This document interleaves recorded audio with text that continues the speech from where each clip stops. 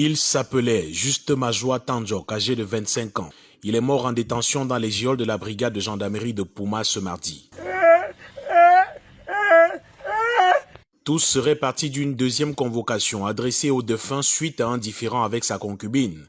Courroucé du fait que Majoua ne se présente une deuxième fois, le gendarme maréchal de logis, le nommé Okala, enquêteur dans l'affaire, décide d'aller personnellement chercher la victime à 2 km du poste et de le ramener.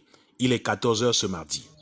Son mari se plaignait qu'elle sortait avec d'autres hommes. Les plaintes sont déposées par sa copine. Lui aussi prend la voiture pour aller vendre son manioc en ville à 2 km du centre de Pouma. C'est là où la brigade le prend, on l'amène. À 1 h du matin, l'infortuné rend l'âme. Le gendarme en question prend la peine d'aller déposer le corps de la victime à la morgue de l'hôpital de Pouma. L'homme n'en informe pas la famille, encore moins ses supérieurs hiérarchiques. Ils l'ont mis à la morgue sans l'avis de qui que ce soit. Nous nous sommes rendus à la morgue de l'hôpital de Pouma ce matin.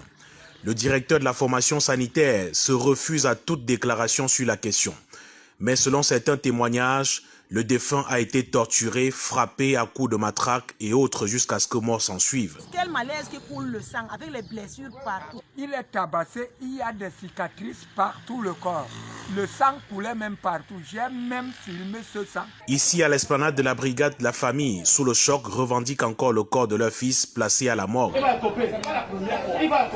Au moment où nous quittions les lieux, l'on nous annonçait qu'une enquête a été ouverte sur instruction de la Légion de gendarmerie du littoral pour établir les faits réels.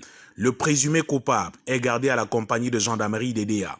La plaignante, quant à elle, est introuvable depuis le décès.